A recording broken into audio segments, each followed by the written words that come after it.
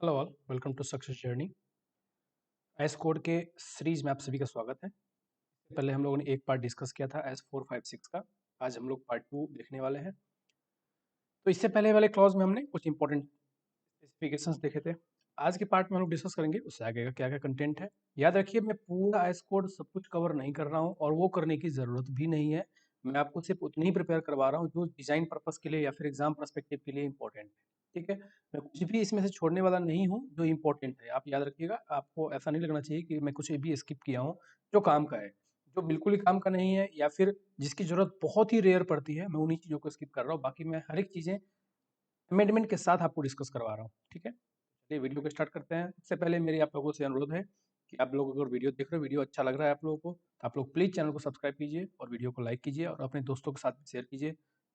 बहुत टाइम और एफर्ट लगता है इसमें वीडियो बनाने में, तो मैं चाहता हूँ कि कम से कम आप मेरे मेहनत का तो एफर्ट दीजिए। तो प्लीज़ चैनल को सब्सक्राइब कीजिए और वीडियो को लाइक कीजिए।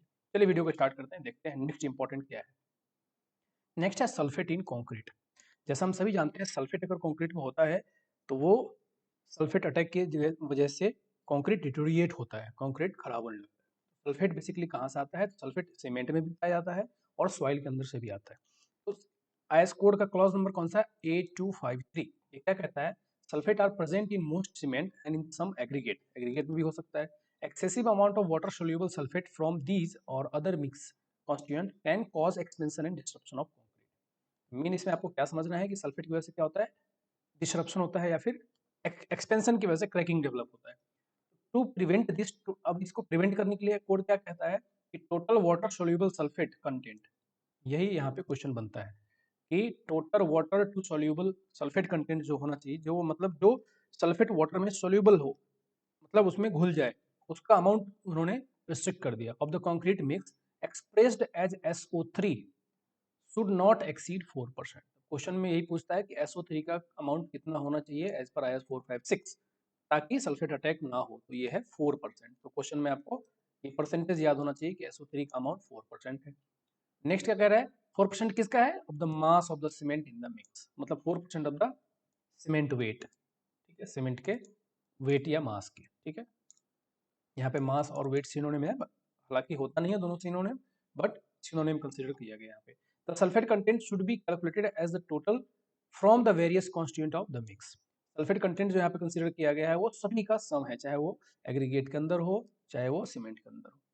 The 4% limit does not apply to concrete made with super sulphated cement, क्योंकि super sulphated cement specially sulphate जहाँ पे होता है वहीं पे हम यूज करते हैं, इसलिए उसके लिए 4% अलाउड नहीं है। वहाँ पे हायर अमाउंट भी है, हम सुपर सल्फेटेड सीमेंट यूज कर सकते हैं क्योंकि वो सल्फेट रेजिस्टेंट के लिए ही बनाया गया, उसको जहाँ पे सल्फेट है वही बनाया गया। अब इसमें जो चेंज है वो क्या है? तो चेंज अमेंडमेंट में क्या किया गया है कि इंसर्ट वेयर SO3। अब ये चेंज किया गया, तो ये हो सकता है लेटेस्ट अमेंडमेंट में, अमेंडमेंट नंबर 5 में चेंज किया गया कि ये क्वेश्चन में आ जाए, क्योंकि ये लेटेस्ट चेंज है। कहता है कि SO3 आप कैसे कैलकुलेट करोगे SO4 से? SO4 और SO3 का रिलेशन क्या है? 0.833 टाइम्स ऑफ द SO4। तो ये आप याद कर लीजिए क्योंकि ये नया चेंज है, तो ये हो सकता है एग्जाम में डाल दें कि SO3 अगर आपको पता नहीं है, SO4 का अमाउंट अगर आपको पता है, तो SO3 कैसे फाइंड कर सकते हो? By simply multiplying it with 0.833। ठीक है, तो ये हो गया इस क्लॉज का। तो उम्मीद है आप लोग समझ गए होंगे। आगे चलते हैं। Cement in sea water, sorry concrete in sea water. Concreting जो करते हैं सी वाटर में, इससे क्वेश्चन आता है। तो जैसा कि हमने डिस्कस किया था PCC और RCC के लिए, कि RCC के लिए मिनिमम ग्रेड ऑफ कंक्रीट है M20, उसी तरीके से सी वाटर में अगर यूज करना है मुझे कंक्रीट को, तो मिनिमम ग्रेड क्या होना चाहिए? तो यहाँ पे क्लियरली क्वेश्चन में यही आता है कि मिनिमम ग्रेड ऑफ PCC और RCC इन सी वाटर कितना होना चाहिए। तो यहाँ पे देखिए, PCC के लिए कितना है? M20, प्लेन कंक्रीट के लिए M20, और RCC के लिए कितना है? M30। ठीक है, रेनफोर्स कंक्रीट के लिए 30 है और प्लेन सीमेंट कंक्रीट के लिए 20 है। तो यहाँ पे आपको याद रखना है 20 for PCC and 30 for RCC। Similarly normal RCC work के लिए M20 होता है, बट यहाँ पे M20 रिप्लेस हो जाता है M30 से।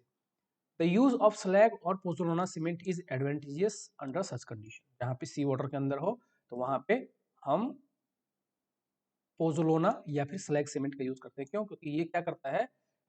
इम्प्रमिबिलिटी को बढ़ाता है। कल मैं डिस्कस किया था, जिसकी वजह से जो सी वाटर है वो पेंट्रेट नहीं हो पाता है सॉइल में। ठीक है, और याद रखिए लिमिट क्यों बढ़ाया गया है? क्योंकि जितना ज्यादा कंप्रेसिव स्ट्रेंथ होगा उतनी उसकी इम्पर्मेबिलिटी ज़्यादा होगी। इम्पर्मेबिलिटी को बढ़ाने के लिए किया गया है ताकि जो सी वाटर है वो अंदर पेंट्रेट ना हो पाए। नेक्स्ट है 9th नंबर का क्लॉज, कंक्रीट मिक्स प्रोपोर्शनिंग। तो कंक्रीट मिक्स प्रोपोर्शनिंग मतलब मिक्स डिजाइन, इसके लिए हम अलग से कोड यूज पढ़ेंगे 13920 के बारे में, बट सॉरी 10262। अब उससे पहले हम ये देखेंगे इसमें से क्वेश्चन क्या आता है कि मिक्स डिजाइनिंग के लिए आपको किन किन चीजों की जरूरत है, मिक्स डिजाइन करने के लिए आपको जरूरत किन किन चीजों की है। पहला type of the mix, that is mix design concrete और नॉमिनल मिक्स। नॉमिनल मिक्स कहाँ तक बोलते हैं, M20 तक। M20 से नीचे का नॉमिनल मिक्स होता है और M20 से ऊपर मिक्स डिजाइन कहलाता है। मिक्स डिजाइन मतलब इसका रेशियो हमें एक्चुअली में टेस्ट करके फाइंड करना है। M20 से नीचे का हम ऑलरेडी रेशियो लेके हम फाइंड कर सकते हैं, बट M20 से अगर ऊपर है तो उसके हमें एक्चुअल रेशियो फाइंड करना पड़ेगा, कितना सीमेंट, कितना फाइन एग्रीगेट और कितना कोर्स एग्रीगेट हमें मिलाना है, उसको बोलते हैं डिजाइन मिक्स। तो पहला तो हमें यहाँ पे ये पता होना चाहिए कि कौन सा मिक्स हमें डिजाइन करना है। दूसरा ग्रेड डिजिग्नेशन, कि आपको M30 डिजाइन करना है या M40 डिजाइन करना है। तीसरा है टाइप ऑफ सीमेंट पता होना चाहिए। नेक्स्ट है the maximum nominal size of aggregate, कि एग्रीगेट का कोर्स एग्रीगेट की बात कर रहे हैं यहाँ पे, याद रखना maximum nominal size of coarse aggregate. Basically course aggregate का नॉमिनल साइज कितना है, 20 mm है या 40 mm है। मिनिमम सीमेंट कंटेंट कितना होना चाहिए डिजाइन मिक्स के लिए, तो हमने पीछे देखा था कि अलग अलग एक्सपोजर कंडीशन के लिए अलग अलग मिनिमम सीमेंट कंटेंट है। नेक्स्ट है maximum water to cement ratio. हमने इससे पहले टेबल में देखा था कि एक्सपोजर कंडीशन के लिए मिनिमम सीमेंट कंटेंट भी है और maximum water to cement ratio भी है। ये टेबल की मैं बात कर रहा हूँ जो हमने कल डिस्कस किया था, ठीक है। इसमें मिनिमम सीमेंट कंटेंट भी है पीसीसी के लिए और यहाँ पे आरसीसी के लिए, और similarly maximum free to water ratio भी है। तो जो भी ग्रेड चाहिए आपको उसके लिए आपको यहाँ पे मैक्सिमम की वैल्यू वाटर सीमेंट रेशियो की और मिनिमम सीमेंट की वैल्यू आपको पता होना चाहिए for each grade and for each exposure type, ठीक है। अच्छा, अब आगे देखते हैं। नेक्स्ट क्या पता होना चाहिए, वर्केबिलिटी पता होना चाहिए। कौन सा, वर्क के आधार पे। आपको याद होगा हमने वर्केबिलिटी का टेबल डिस्कस किया था, इसमें था कि वर्क के अकॉर्डिंग कितनी वर्केबिलिटी होनी चाहिए। नेक्स्ट है मिक्स प्रपोर्शन पता होना चाहिए फॉर नॉमिनल मिक्स। अगर नॉमिनल मिक्स का डिजाइन कर रहे हैं तो हमें नॉमिनल मिक्स का प्रपोर्शन पता होना चाहिए, अगर डिजाइन मिक्स कर रहे हैं तो हमें पता लगाना है। Next exposure condition. Exposure condition का भी क्राइटेरिया टेबल 4 और 5 में गिवन था कि कंडीशन इन्वायरमेंट की कैसी है, तो उसको हम किस एक्सपोजर कंडीशन के अकॉर्डिंग क्लासीफाई करेंगे कि ये कौन सा एक्सपोजर कंडीशन है, वो पता होना चाहिए। सीवियर है, माइल्ड है, मॉडरेट है, वेरी सीवियर है, एक्सट्रीम है। Maximum temperature of the concrete at the time of placing, जब हम कंक्रीट को प्लेस कर रहे हैं साइट पे तो उस समय मैक्सिमम टेम्परेचर कितना है। नेक्स्ट है method of placing and degree of supervision. अभी मैं ये सब क्यों बता रहा हूँ, एग्जाम में क्या आता है इससे क्वेश्चन, कि आपको दे देगा कि which of the following is required for mix design, ठीक है, और उसमें से इसमें से हो सकता है कोई एक ऑप्शन नहीं देगा आपको, ठीक है। अगर आपको पता है कि मिक्स डिजाइन में ये चीज़ की जरूरत पड़ती है हमें, तो आप आसानी से बाइफरगेट कर लोगे कि कौन सी चीज़ की जरूरत नहीं है, ठीक है। तो एग्जाम में ये आता है कि इनमें से बताओ कि क्या हमें शेप ऑफ द एग्रीगेट की जरूरत है, तो अब शेप ऑफ द एग्रीगेट की जरूरत नहीं है यहाँ पे, ठीक है। तो शेप ऑफ द एग्रीगेट आ जाएगा इनकरेक्ट आंसर, तो वो आंसर हो जाएगा, इसलिए मैंने बताया आपको क्योंकि ये एग्जाम में आता है। नेक्स्ट है डिजाइन मिक्स ऑफ कंक्रीट के लिए और क्या क्या चाहिए। Next the mix shall be design to produce the grade of concrete having the required workability and characteristic strength not less than the appropriate given in table 2। मतलब अगर हम M30 design कर रहे हैं तो मिनिमम स्ट्रेंथ हमें चाहिए 30 megapascal, और हमें जितनी वर्केबिलिटी की जरूरत है as per the work type of the work उतनी वर्केबिलिटी हमें चाहिए। तो ये है बेसिक पर्पस किसका, मिक्स डिजाइन का, कि गिवन वर्केबिलिटी अटेन हो और given compressive strength, characteristic compressive strength rather, इतना हमें मिले। Target mean strength, target mean strength for the concrete mix should be equal to characteristic strength plus 1.65 times of the standard deviation। ये statement बहुत ही important है, क्यों, क्योंकि क्या कहता है कि मान लीजिए मुझे M30 का डिजाइन करना है, तो टारगेट मीन स्ट्रेंथ 30 नहीं होगा, टारगेट मीन स्ट्रेंथ कितना होगा 30। क्या होता है फॉर्मूला, टारगेट मीन स्ट्रेंथ का FM is equal to FCK plus 1.65 times of the standard deviation, ठीक है, वही यहाँ पे बोला है। अब यहाँ पे क्या है कि अगर 30 का डिजाइन करना है हमें तो क्या हो जाएगा 30 plus 1.65 times the standard deviation, वो हम अभी देखेंगे कि स्टैंडर्ड डेविएशन कितना लेना है हमें, ठीक है। तो ये मान लेते हैं कि ये आएगा, फॉर एग्जांपल आता है 40, फॉर एग्जांपल बता रहा हूँ, ये सही नहीं है, मैं ऐसी एग्जांपल दे रहा हूँ कि 40 मेगापास्कल। तो हम क्या करेंगे, डिजाइन करेंगे, मतलब स्ट्रेंथ जो हम गेन करने की कोशिश करेंगे वो 40 के लिए करेंगे, तो जाके हमें 30 का स्ट्रेंथ मिलेगा। 95% स्ट्रेंथ हमें 95% ऑफ द क्यूब का स्ट्रेंथ हमें 30 से ऊपर मिलेगा या फिर 30 मिनिमम मिलेगा ही मिलेगा। तो ये चीज आपको यहाँ पे याद रखनी है, इसमें याद क्या रखना है, 1.65 टाइम्स होता है स्टैंडर्ड डेविएशन, मतलब target mean strength is equal to characteristic strength plus 1.65 times of the standard deviation, ठीक है। ये फॉर्मूला आपको याद होना चाहिए। अब आते हैं हम लोग स्टैंडर्ड डेविएशन पे बात करते हैं कि ये कितना होता है, कौन सी ग्रेड के लिए अगर आपके पास एक्चुअल डेटा नहीं है तो। स्टैंडर्ड डेविएशन का मीन्स क्या होता है कि मीन वैल्यू से कितने ऐसे नंबर ऑफ सैंपल, मान लीजिए हमने M20 का डिजाइन किया, 100 क्यूब बनाए, तो अब मान लो 100 क्यूब का हर एक का स्ट्रेंथ अलग अलग आएगा, किसी का 20 आएगा, किसी का 21, 22, सिमिलरली 18, 19 सब कुछ आएगा। तो कह रहा है कि इसका स्प्रेड कितना है, डेविएशन कितना हो रहा है, standard deviation 1 sigma, 2 sigma, 3 sigma कितना है, मतलब इसकी एवरेज वैल्यू 20 से कितना डेविएशन ज्यादा है।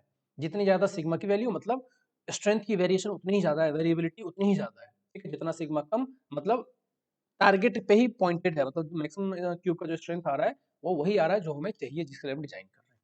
इसी को कहते हैं स्टैंडर्ड डेविएशन, मतलब डेविएट कितना हो रहा है एक्चुअल टारगेटेड वैल्यू से। Standard deviation based on the test strength of sample. Test strength of samples हम कैसे फाइंड करते हैं, number of test result of sample, the total number of test strength of sample required to constitute the acceptable record for the calculation of standard deviation.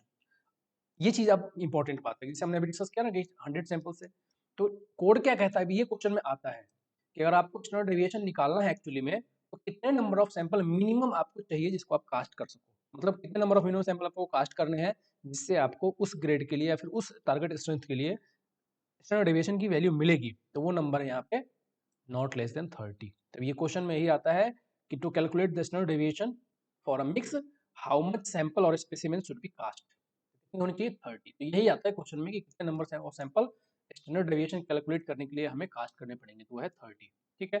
Attempt should be made to obtain 30 samples as early as possible when the mix is used for the first time. कह रहा है कि ऐसा ना हो कि variability ज्यादा आ जाए, कि हर एक सैंपल जब आप कास्ट कर रहे हो, तो जैसे आपने सैंपल बनाया, एक आप अभी कास्ट कर रहे हो, एक थोड़ी देर के बाद कास्ट कर रहे हो, एक थोड़ी देर के और बाद कास्ट कर रहे हो, तो हर एक की स्ट्रेंथ वैसे ही अलग अलग मिलेगी, क्योंकि हमने सब में बराबर इक्वली प्रोपोर्शन नहीं रखा है, इक्वली टाइम नहीं रखा है। इसलिए कह रहे हैं कि जितनी जल्दी हो सके आप फटाफट कास्ट कर लो, ताकि टाइम का वेरिएशन ना हो, कोई 10 मिनट के बाद कास्ट किया, कोई 5 मिनट के बाद कास्ट किया, कोई 7वें मिनट पे कास्ट किया, जितनी जल्दी हो सके खत्म कर देना है काम, ताकि कम से कम वेरिएशन हमें देखने को मिले, ठीक है। तो यहाँ पे इसमें क्या इंपॉर्टेंट है, पहला तो ये 1.65 प्लस सिग्मा प्लस इंपॉर्टेंट है, और दूसरा इंपॉर्टेंट है कि स्टैंडर्ड डेविएशन कैलकुलेट करने के लिए मिनिमम नंबर ऑफ सैंपल कितना चाहिए, 30, ठीक है। नेक्स्ट चलते हैं, अब आते हैं स्टैंडर्ड डेविएशन कैलकुलेटेड वैल्यू। इसकी वैल्यू पूछते हैं, अगर आपके पास टाइम नहीं है या फिर आपने नहीं निकाला मान ले, तो नॉर्मली कितना आता है। कोड ने क्या किया कि कोड का काम क्या है, रिसर्च करना, रिसर्च करके उन्होंने फाइंड किया कि भाई कितनी वैल्यू नॉर्मली आती है 30 सैंपल पे, और मतलब एक एवरेज वैल्यू वो उन्होंने प्रपोज कर दिया। तो कह रहा है कि अगर आपके पास टाइम नहीं है या फिर आप किसी कारणवश आपने स्टैंडर्ड डेविएशन एक्चुअली में कैलकुलेट नहीं किया है, तो आप एक एज्यूम कर सकते हो स्टैंडर्ड डेविएशन, और वो वैल्यू है ये। तो पहले वाले टेबल में क्या था, जो कि हमने पहले ही देखा था, पहले था 80 तक एप्लीकेबल, और अब उसको एक्सटेंड कर दिया गया 100 तक, इसलिए ग्रेड चेंज कर दिया गया। पहले था 10-15 के लिए 3.5, 20-25 के लिए 4, और 30-50 के लिए 5, लेकिन अब ग्रेड 60 तक इंक्लूड कर दिया गया है, क्योंकि अब ये कोड 60 तक एप्लीकेबल है। 10 और 15 के लिए अभी भी 3.5 ही है, 20 और 25 के लिए अभी भी 4 ही है।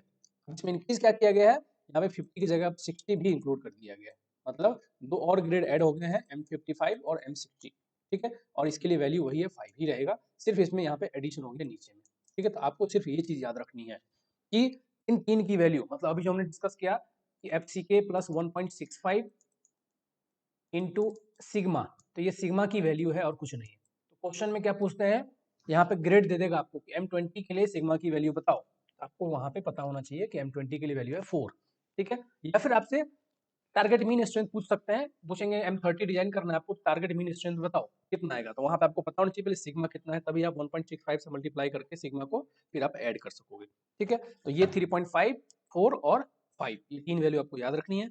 और किस किस ग्रेड के लिए, 10-15 के लिए 3.5 है, 20-25 के लिए 4 है, और 30-60 के लिए 5 है। ना नीचे कुछ क्लॉज भी ऐड किए गए हैं, उसको भी देख लेते हैं। अब वैल्यू ये याद रखिए, ये अमेंडमेंट नंबर 4 में ऐड किया गया था, पहले ये टेबल था, उसको अमेंडमेंट नंबर 4 में ये टेबल चेंज कर दिया गया। अब values correspond to the site control having proper storage of cement. अब ये जो वैल्यूज है, इसका स्पेसिफिकेशन बता रहा है कि ये वैल्यूज किस कंडीशन में आई है। आप ऐसा ना बोलो कैलकुलेट में कि भाई ये हमारा तो ये स्ट्रेंथ नहीं आ रहा है, फिर इतना स्टैंडर्ड डेविएशन नहीं आ रहा, ज्यादा आ रहा है, तो उस ये क्या है, एजम्पशंस है कि किस कंडीशन में ये वैल्यूज आई है, उसके लिए उन्होंने स्पेसिफाई किया कि ये जो वैल्यू आया है वो प्रॉपर साइट कंट्रोल के अंदर आया है, मतलब इसमें प्रॉपर सीमेंट की स्टोरेज थी, वेट वेट मैचिंग की गई है ऑल मटेरियल का, मतलब यहाँ पे वॉल्यूम मैचिंग नहीं यूज हुआ है, कंट्रोल एडिशन ऑफ वाटर, मतलब वाटर का सीधा नलके से चालू नहीं हुआ है, मतलब जितना चाहिए उतना ही ऐड हुआ है, regular checking for all materials हुआ है, aggregate grading and moisture content, इस सब की प्रॉपर कंट्रोल है, plus periodical checking of workability and strength. In controlled condition में ये वैल्यू आई है, तो इसलिए आपको ये वैल्यू ध्यान में रखनी है। Where there is a deviation from the above, the value in the given table shall be increased by 1 newton per square. कह रहा है कि यदि आप इन कंडीशन में चेक नहीं कर रहे हो, आपके पास इस सिनेरियो से थोड़ा बहुत चेंज कंट्रोल है, तो आप इन वैल्यू को 1 बढ़ा सकते हो। ठीक है, मतलब आप जो सिनेरियो में आप एक्चुअली में जो कंस्ट्रक्शन कर रहे हो उस पर अगर ये सब सिनेरियो फिक्स नहीं है, इससे थोड़ा सा वेरिएबल है, तो आप इनकी वैल्यू 1 बढ़ा सकते हो एक्चुअली में। For grade above M60 the standard deviation shall be established by actual trial based on the assumed proportion before finalizing the mix. कह रहा है कि अगर M60 से ज़्यादा अगर आपका ग्रेड है, तो उस कंडीशन में आप 30 number, minimum 30 number of trial जो है वो टेस्ट कीजिए और एक्चुअल प्रोपोर्शन के आधार पे आप कैलकुलेट कीजिए। 60 तक ही एप्लीकेबल है। तो कैलकुलेट में अगर आपसे पूछ दे कि M70 का बताओ क्वेश्चन में कि M70 का स्टैंडर्ड डेविएशन कितना है एज पर 456, तो वहाँ पे आना चाहिए आंसर नन ऑफ दीज। वहाँ पे आप टिक मत कर देना 5, ठीक है, क्योंकि ये 60 तक ही एप्लीकेबल है। आगे चलते हैं, नेक्स्ट है नॉमिनल मिक्स डिजाइन में। नॉमिनल मिक्स डिजाइन हमने पहले डिस्कस कर लिया कि M20 या फिर M20 से कम नॉमिनल मिक्स कहलाता है और M20 से ग्रेटर डिजाइन मिक्स कहलाता है। तो वही यहाँ पे लिखा हुआ है, nominal mix of concrete may be used for concrete.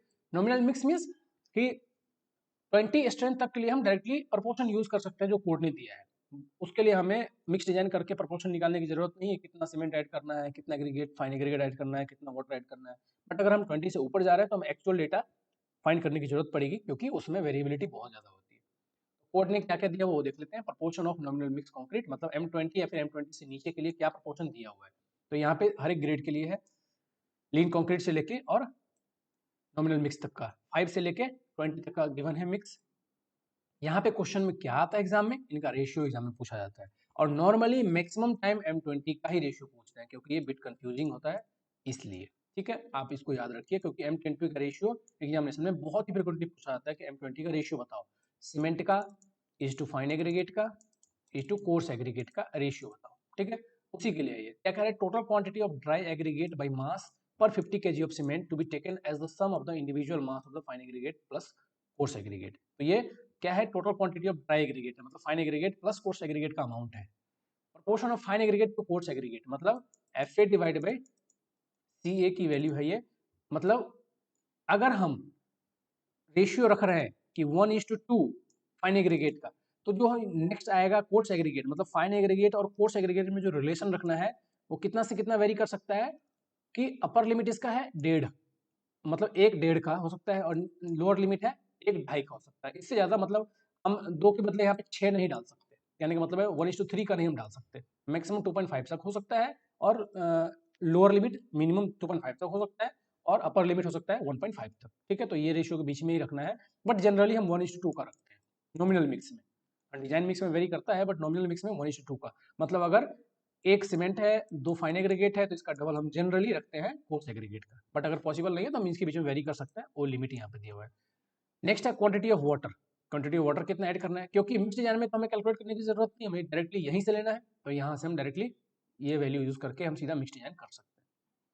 अब सवाल आता है कि M20 का ग्रेड कैसे फाइंड करें। तो M20 का ग्रेड कुछ नहीं बल्कि 1, 1.5, 3 होता है। याद रख लो आप लोग, 1, 1.5 और 3 होता है। 1 है सीमेंट, 1.5 है फाइन एग्रीगेट और 3 है कोर्स एग्रीगेट।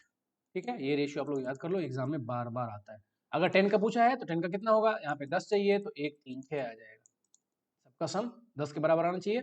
डिवाइड बाई 100 में जब डिवाइड करोगे 10 से तो ये आ जाएगा 10 का। इस तरह से आप रेशियो फाइंड कर सकते हो। 1, 3, 6 इसका हो गया, 1, 1.5, 3 इसका हो गया, बीच में क्या बच गया, 1, 2। ठीक है, इस तरह से आप कैलकुलेट कर सकते हो। M5 पे कैसे का होगा, तो 100 में डिवाइड करो, कितना चाहिए, 25, 1, 5 और 10। ठीक है, ये हो गया M5 का ग्रेड। तो ये आपको यहाँ पे सिर्फ इंपॉर्टेंट क्या है, इसमें ये वैल्यू याद रखने की जरूरत नहीं है, क्योंकि एग्जामिनेशन पूछे नहीं जाते हैं ये वैल्यू सब। इसमें जनरली क्या पूछते हैं कि रेशियो बताओ, M10 का रेशियो बता दो, M20 का रेशियो बताओ, जो कि जनरली एग्जामिनेशन में पूछे जाते हैं। बट टेबल आपको पता होना चाहिए क्या टेबल है।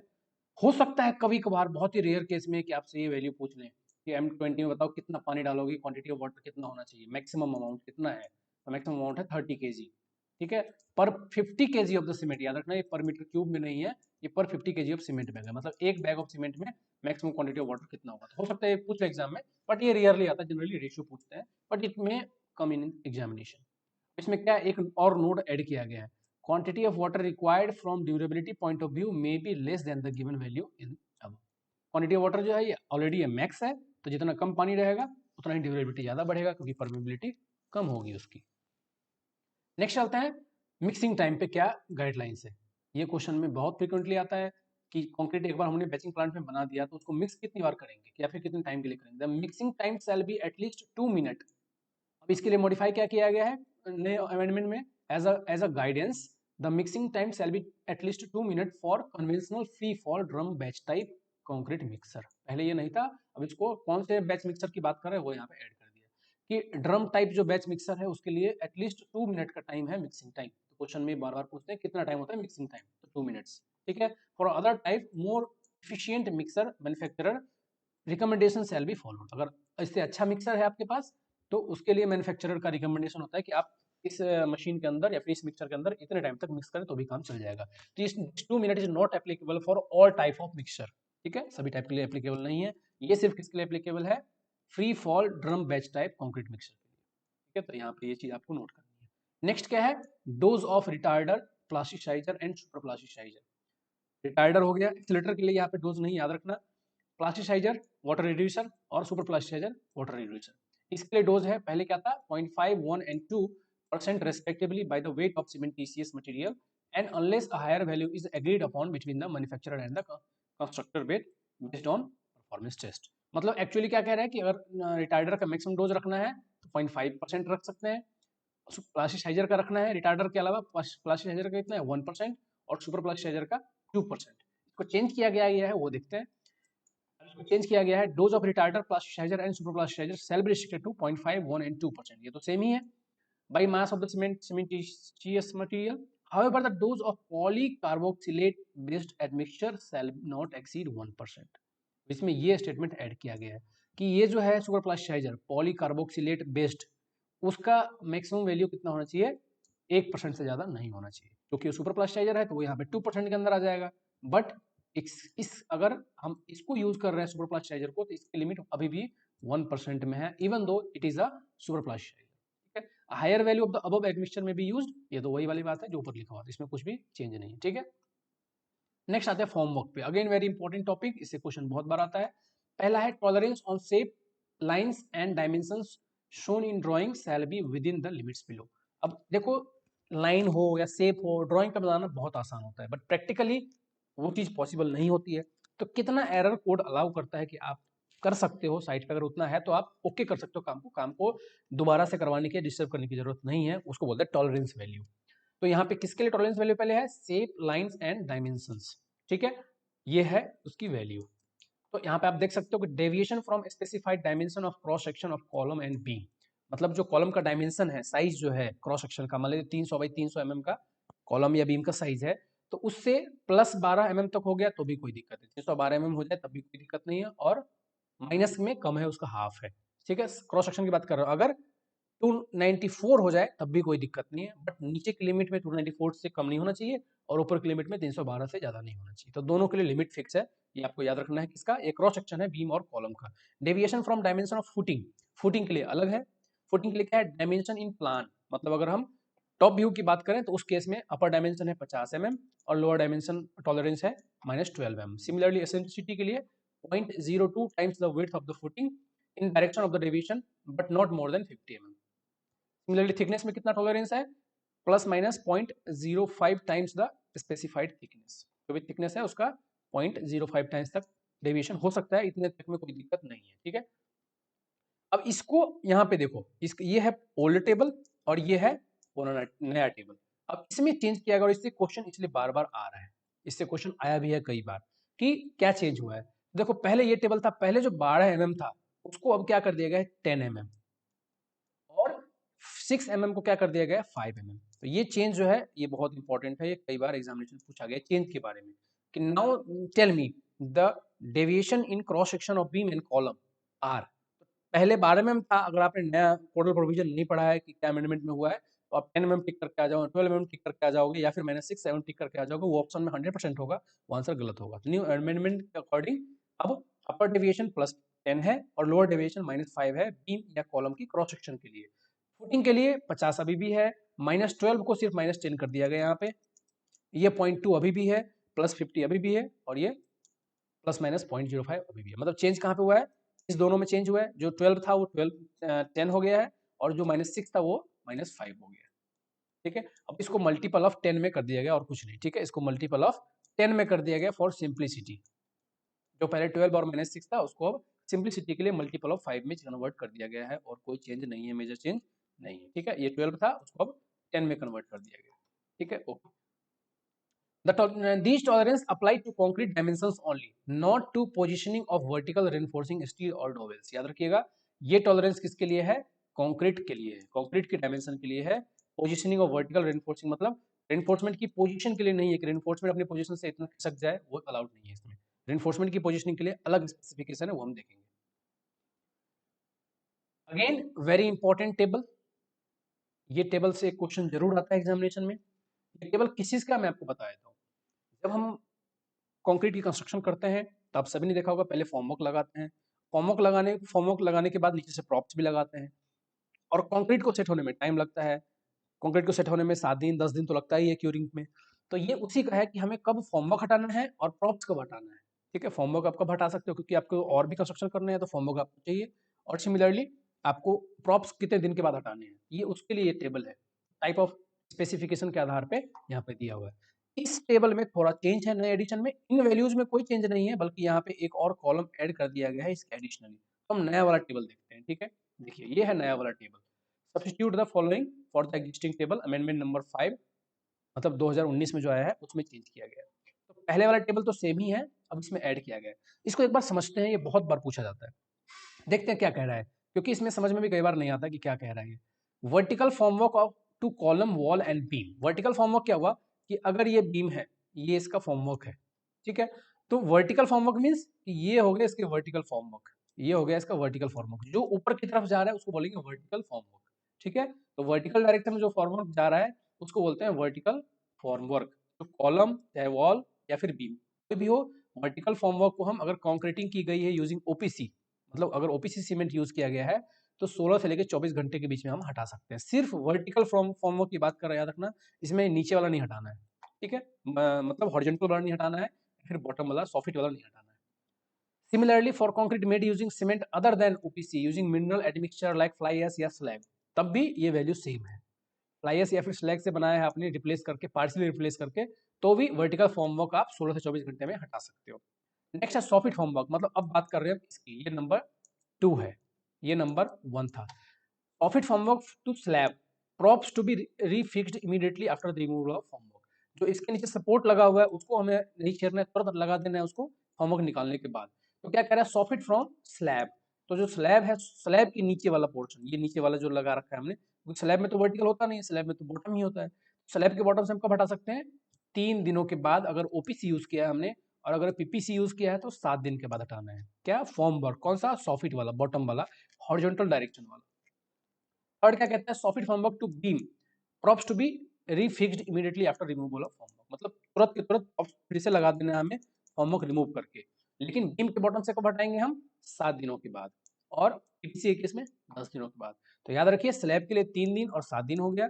सॉफिट अगर बीम की बात कर रहे हैं तो 7 दिन और 10 दिन हो गया। सिमिलरली स्लैब के नीचे से अब हम किसकी बात कर रहे हैं? प्रॉप्स की। मतलब ये जो सपोर्ट लगा रखा है हमने नीचे से, बांस का या जो भी है मटेरियल, उसको कितने देर में रिमूव कर सकते हैं? तो स्लैब से अगर स्पैन अगर 4.5 मीटर तक है तो 7 दिनों में, और अगर स्पैन 4.5 से ज्यादा है तो 14 दिनों में। ये स्लैब का प्रॉप्स है। सिमिलरली पीपीसी के लिए क्या हो गया, 7 दिन रिप्लेस हो गया 10 दिनों में, और 14 दिन का 14 दिन ही है। ठीक है, सिमिलरली बीम के प्रॉप्स कब रिमूव होंगे? अगर 6 मीटर से कम है स्पैन तो 14 डेज में, और 6 मीटर से ज्यादा है स्पैन तो 21 डेज में। ये वैल्यूज वही है जो पहले था, यहाँ पे सिर्फ ये टेबल अपडेट हुआ। ये 14 का 14 ही रहेगा, 21 का 21 होगा। ये क्यों किया गया? क्योंकि पीपीसी जो होता है वो थोड़ी देर के बाद, मतलब थोड़ी दिनों के बाद स्ट्रेंथ गेन करता है। क्यों? क्योंकि इसमें सीमेंट अमाउंट कम होता है। सीमेंट अमाउंट कम होने की वजह से स्ट्रेंथ बाद में डेवलप होता है। हालांकि अल्टीमेट स्ट्रेंथ सेम होता है, क्योंकि फ्लाई एश हो या स्लैग हो, ये क्या करता है, कब अपना रिएक्शन स्टार्ट करता है? जब कैल्शियम हाइड्रोक्साइड फॉर्म करता है सीमेंट, मतलब सीमेंट अपना रिएक्शन कंप्लीट कर लेता है, उसके बाद ये लोग कैल्शियम हाइड्रोक्साइड को कंज्यूम करके कैल्शियम सिलिकेट हाइड्रेट बनाते हैं। ठीक है, इसलिए इसमें टाइम ज़्यादा चाहिए होता है क्यूरिंग के लिए भी इवन। ठीक है, ओके, ये हो गया। ये टेबल बहुत इंपॉर्टेंट है, मतलब मोस्ट इंपॉर्टेंट है। इस टेबल की वैल्यू आपको जुबानी रटा होना चाहिए। नेक्स्ट आता है, अगर आपको ये अच्छा लगे तो ये पढ़ लेना, बट मेरे हिसाब से इतना इंपॉर्टेंट नहीं है, क्योंकि अमेंडमेंट 5 में ऐड किया गया है ये, तो ये हो सकता है इंपॉर्टेंट हो, बट मुझे इतना इंपॉर्टेंट नहीं लगता, इसलिए मैं कवर नहीं कर रहा हूँ। आप लोग इसको चाहो तो यहाँ पे पढ़ सकते हो, स्क्रीनशॉट लेके इसको पढ़ लो। नेक्स्ट चलते हैं प्लेसिंग ऑफ रेनफोर्समेंट। जैसा कि हमने टॉलरेंस वैल्यू हमने डायमेंशन के लिए देखा था, उस तरह से रेनफोर्समेंट के लिए क्या टॉलरेंस है वो हम इसमें देखेंगे। Tolerance on placing of reinforcement, कि रेनफोर्समेंट की जो प्लेसिंग है वो अपनी पोजीशन से कितना खिसक सकता है, वो उसको कहते हैं टॉलरेंस। कह रहा है कि फॉर, ये किसके लिए है कि reinforcement set be placed with in the following tolerance. तो ये कह रहा है कि इफेक्टिव डेप्थ अगर 200 mm या उससे कम हो तो 10 mm प्लस माइनस तक चल सकता है। अगर इफेक्टिव डेप्थ मेंबर का 200 mm तक हो तो 10 mm ऊपर नीचे उसकी प्लेसमेंट हो सकती है, कि पहले जो स्टील यहाँ लगाना था उसको हमने यहाँ पे लगा दिया, 10 mm ऊपर या 10 mm नीचे तो चलेगा। For effective depth more than 200 mm तो उसके लिए 15 mm तक अलाउड है, ऊपर या नीचे, या फिर इधर उधर हो जाए तो कोई बात नहीं। सिमिलरली टॉलरेंस फॉर कवर, तो क्लियर कवर होता है उसके लिए क्या है, तो जाहिर सी बात है लोअर कवर लिमिट कोई होनी नहीं चाहिए, क्योंकि कम कर देंगे कवर तो रेनफोर्समेंट में रस्टिंग होगी। तो इसके लिए सिर्फ और सिर्फ अपर लिमिट है, कितना कवर, अगर किसी का 25 mm है तो हम बढ़ा के इसको 35 mm कर सकते हैं, बट उससे ज़्यादा कवर भी नहीं होना चाहिए ताकि डेड लोड ही बढ़ जाए। ठीक है, तो कवर के लिए क्या अपर लिमिट है, +10 mm, बट लोअर लिमिट कुछ भी नहीं है, माइनस नहीं कर सकते। ठीक है, तो ये भी एक इंपॉर्टेंट पॉइंट है जो आपको याद रखना है। यहाँ से क्वेश्चंस आए हुए हैं इसलिए ये इंपॉर्टेंट है, ये दोनों टॉलरेंस की वैल्यू, कि अगर इफेक्टिव डेप्थ 200 से कम है तो 10 mm की टॉलरेंस होनी चाहिए, और अगर इफेक्टिव डेप्थ 200 से ज़्यादा है तो 15 mm का टॉलरेंस होना चाहिए। नेक्स्ट चलते हैं प्लेसिंग के लिए। अगेन ये क्वेश्चन बहुत इंपॉर्टेंट है, ये कई बार पूछा गया है कि कंक्रीट, यहाँ पे अगर कंक्रीटिंग करनी है और हमने अगर यहाँ से फॉल किया तो ज़्यादा हाइट से अगर फॉल करेंगे तो क्या होगा, सेग्रीगेशन होगा, कोर्सर पार्टिकल अलग हो जाएंगे और फाइनल पार्टिकल अलग हो जाएंगे। तो सेग्रीगेशन को रोकने के लिए कोड क्या कहता है कि कितनी ऊंचाई से आप मैक्सिमम फॉल कर सकते हो, उसको गिरा सकते हो ताकि सेग्रीगेशन ना हो। तो कोड की यही वैल्यू पूछी जाती है एग्जामिनेशन में। As a general guidance the maximum permissible free fall of concrete may be taken as 1.5 metre. अभी 1.5 मीटर हो जाता है, इंपॉर्टेंट। क्वेश्चन क्या बनता है कि कितना मैक्सिमम हाइट से हम फॉल कर सकते हैं कंक्रीट को जिससे सेग्रीगेशन ना हो, तो वो है 1.5 मीटर। याद रखिए ये वैल्यू कई बार एग्जामिनेशन में पूछा जाता है। ठीक है, 1.5 मीटर। नेक्स्ट चलता है मॉइस्ट क्यूरिंग। अगेन ये क्यूरिंग का टाइम है कि क्यूरिंग कितना करना है हमें, moist curing. Exposed surface of concrete shall kept continuously in damp or wet condition by ponding or by covering with layer of shaking canvas, hessian or similar material and kept constantly wet for at least 7 days from the date of placing concrete in case of ordinary Portland cement। मतलब OPC अगर है तो उस case में हमें कम से कम 10 दिनों तक पॉन्डिंग के थ्रू हमें मॉइस्ट क्यूरिंग करना है, मतलब छत पे पानी लगा के रखना है। ठीक है, उसको बोलते हैं 10 डेज के लिए, सॉरी 7 डेज के लिए। ओपीसी है तो 7 days, not 10 days, sorry for that. OPC है तो उसके लिए 7 डेज, 7 डेज के लिए। ठीक है, और अगर क्या कह रहा है कि opportunity and at least 10 days where mineral admixture और ब्लेंडेड सीमेंट आर यूज्ड। अगर आपने पीपीसी सीमेंट, अगर फ्लाई एश या फिर स्लैग या सिल्का फिल्म यूज किया है तो उस केस में आपको 10 दिनों तक पानी लगा के पानी से पॉन्डिंग करके रखना है। नेक्स्ट क्या कह रहा है कि it is in case of concrete where mineral admixture और blended cement are used, it is recommended that अब मिनिमम पीरियड में एक्सटेंडेड टू 14 डेज। कोशिश ये करनी चाहिए कि अगर आपने पीपीसी यूज किया है, फ्लाई एश या फिर स्लैग यूज किया है, तो आपको फॉन्डिंग 10 डेज से बढ़ा के 14 डेज तक रखना चाहिए। This is a recommendation, but minimum value 10 days है, याद रखना। क्वेश्चन में क्या पूछेंगे, अगर मिनिमम डेज पूछते हैं कि अगर फ्लाई एश यूज किया गया तो मिनिमम डेज ऑफ क्यूरिंग कितनी होगी मॉइस्ट क्यूरिंग की, 10 days, but recommended curing days कितना है, 14 डेज। तो आपको क्वेश्चन में ध्यान से देखना है कि रिकमेंडेड बोल रहा है या फिर मिनिमम बोल रहा है। मिनिमम 10 डेज है, रिकमेंडेड है 14 डेज। ठीक है, तो ये हो गया क्यूरिंग की बात। ऐसे क्वेश्चन जनरली बनते हैं, पूछे जाते हैं, इसलिए मैंने इसको कवर किया। नेक्स्ट है under water concreting. Under water concreting हमने डिस्कस किया था, ट्रिमाई पाइप यूज होता है, ट्रिमाई पाइप से जनरली करते हैं, बट बहुत सारे मेथड है, बट ट्रिमाई पाइप के बारे में डिस्कस किया गया इस कोड में।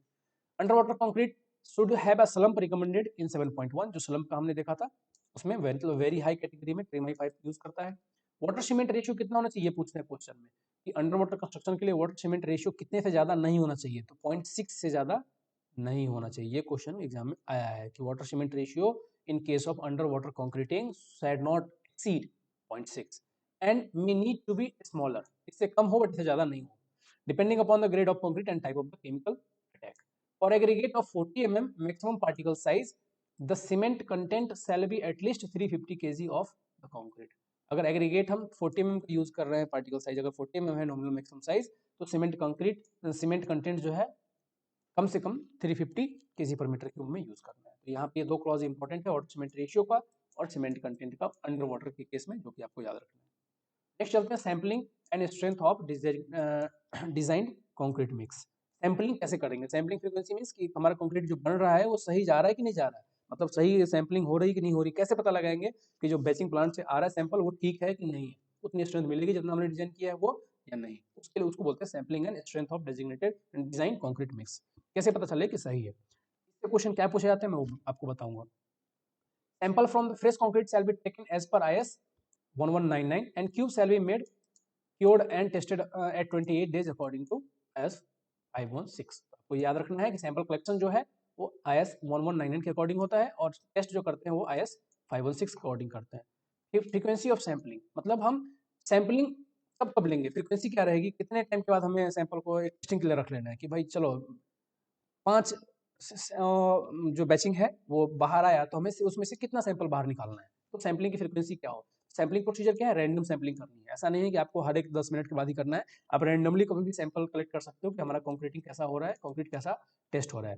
फ्रीक्वेंसी में क्या है, कितना रखना है, मिनिमम फ्रीक्वेंसी. अब ये क्वेश्चन आता है एग्जाम में, this table is very important from the exam perspective. क्या कह रहा है कि minimum frequency of sampling of concrete of each grade shall be in accordance with the following. तो quantity of concrete in the work, मतलब कितना quantity जा रहा है काम में, उस पर डिपेंड करता है कि नंबर ऑफ सैंपल हमें कितना अलग करना है. तो आपको यहाँ पे ये दो टेबल याद रखना है, ये वैल्यू आपको याद रखनी है, क्योंकि एग्जाम में डायरेक्टली पूछा जाता है कि अगर क्वांटिटी ऑफ कंक्रीटिंग जो है वो है 50 मीटर क्यूब, तो कितने नंबर ऑफ सैंपल आप कलेक्ट करोगे. तो यहाँ पे देखो 1 से 5 तक में एक ही सैंपल कलेक्ट करना है. अगर क्वांटिटी ऑफ वर्क जो है कंक्रीटिंग का किसी भी काम में अगर 6 से 15 के बीच में है मीटर क्यूब में, तो 2 सैंपल कलेक्ट करना है.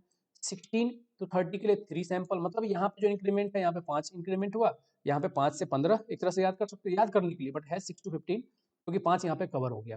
16 15 से लेकर 30 तक के बीच में 3, और सिमिलरली 30 to 50, बट ये 31 है, मैं सिर्फ सिंपलिसिटी के लिए याद करने के लिए बोल रहा हूँ ऐसा. 30 to 50 के बीच में 4, और अगर 51 या 51 से अबव हो तो 4 + 1 additional sample for each additional 50 metre cube. मतलब इसके बाद 50 से ऊपर जितना भी होगा तो 4 + 1 ऐड करते जाना है हर एक 50 के लिए. ठीक है, तो ये टेबल बहुत इंपॉर्टेंट है एग्जाम पर्सपेक्टिव के हिसाब से. ठीक है, 1 5 6 15 16 30 31 50 और 51 से अबव अगर है. पूछ लेते हैं कि 100 मीटर क्यूब कॉन्क्रीटिंग वर्क होना है तो कितने नंबर ऑफ सैंपल आप एक्सट्रैक्ट करोगे टेस्टिंग के लिए. वहां पे आपको ये पता लगाना है. 51 तक तो 4 हो गया, और 51 के बाद हर एक 50 के लिए 1 ऐड करना है, तो यहाँ 5 हो गया. तो इस तरह से निकालना है. आप 500 पूछ देंगे, 500 मीटर क्यूब के लिए कितने नंबर ऑफ सैंपल्स आप कलेक्ट करोगे, तो यहाँ पे आपको इसी फॉर्मूले से कैलकुलेट करते जाना है. ठीक है, तो इसलिए टेबल इंपॉर्टेंट है एग्जाम पर्सपेक्टिव से. नेक्स्ट है test result of sample. Test result of sample कि जो आप सैंपलिंग का टेस्ट कर रहे हो, मान लो कंप्रेसिव टेस्ट किया तो कितना रिजल्ट आ रहा है, स्ट्रेंथ आ रहा है, तो आप बोलोगे ओके है, या फिर कितना अलाउ करोगे कि वेरिएशन हो सकता है, और इसके बाद बोलोगे कि नहीं सैंपल रिजेक्ट करो, दोबारा से कंक्रीटिंग करो, दोबारा से सैंपल बनाओ, ये सैंपल ठीक नहीं है. तो उसके लिए क्या है, कोड क्या कहता है, the test result of sample shall be average of the strength of 3 specimen. एक स्पेसिमेन का अगर स्ट्रेंथ कम आ रहा है तो उससे आपको बस विश्वास नहीं करना है, 3 सैंपल कम से कम कास्ट करने हैं और उसका एवरेज लेना है. तो वो स्ट्रेंथ कहलाएगा कि मान लेते हैं M20 हमने डिजाइन किया था और 3 सैंपल हमने कास्ट करके टेस्ट किया कि भाई चलो देखते हैं कितना स्ट्रेंथ आ रहा है एक्चुअली में बन रहा है. तो 3 सैंपल का स्ट्रेंथ अगर 20 आ रहा है तो कह रहा है कि कितना अलाउड है, the individual variation should not be more than ±15% of the average. मतलब 3 सैंपल मान लेते हैं M20 हमने डिजाइन किया था, तो 3 सैंपल हमने टेस्ट किया, तो एक आया M18 मतलब 18 आया एक का स्ट्रेंथ, दूसरे का आया 19 और तीसरे का आया 20. तो कह रहा है कि तीनों का एवरेज है, तो ये तीनों का एवरेज 19 है. तो एवरेज से किसी एक का वेरिएशन 15% से ज्यादा नहीं हो, ना तो प्लस की तरफ और ना ही माइनस की तरफ. मतलब ये माइनस की तरफ हो गया और ये प्लस की तरफ भी, ±15% से ज्यादा नहीं होना चाहिए. -15% और ये +15% से ज्यादा नहीं होना चाहिए किसका, एवरेज का. तो 19 का 15% जितना होगा उसकी वैल्यू से ज्यादा वेरिएशन नहीं होना चाहिए. मतलब 19 का अगर 15% निकाले तो ये आ रहा है 2.85. मतलब इसकी लोअर वैल्यू अगर बात करें 2.85, तो 19 - 2.85 करें तो 16.15 से कम नहीं होना चाहिए. मतलब अगर M15 आ रहा है एक का स्ट्रेंथ तो ये नहीं चलेगा. ठीक है, तो यही वैल्यू इसमें स्पेसिफाई करते हैं। यहाँ पे वैल्यू पूछते हैं कि कितना % से ज़्यादा डेविएट नहीं होना चाहिए, 15% से ज़्यादा डेविएट नहीं होना चाहिए इंडिविजुअल सैंपल का, ठीक है। अदरवाइज वो क्या होगा कि वो फॉल्ट हो गया। नेक्स्ट है load test on flexural member. ये क्वेश्चन पूछा जाता है कि लोड टेस्ट जो करते हैं फ्लेक्सुरल मेंबर में, उसके लिए लोडिंग की पैटर्न क्या है, लोडिंग की पैटर्न क्या है। The structure should be expected to load equal to full dead load on the structure plus 1.25 times the imposed load. मतलब स्ट्रक्चर के हम अगर फ्लेक्सुरल टेस्ट कर रहे हैं तो डेड लोड वो रहने वाला है, और लाइव लोड का सिर्फ और सिर्फ 1.25 टाइम्स हम यूज करेंगे। लाइव लोड का 1.25 टाइम्स ही अप्लाई करेंगे for a period of 24 hour and then imposed load shall be removed. तो ये है, ये क्वेश्चन में पूछा जाता है कि इम्पोज्ड लोड का कितना अप्लाई करते हैं।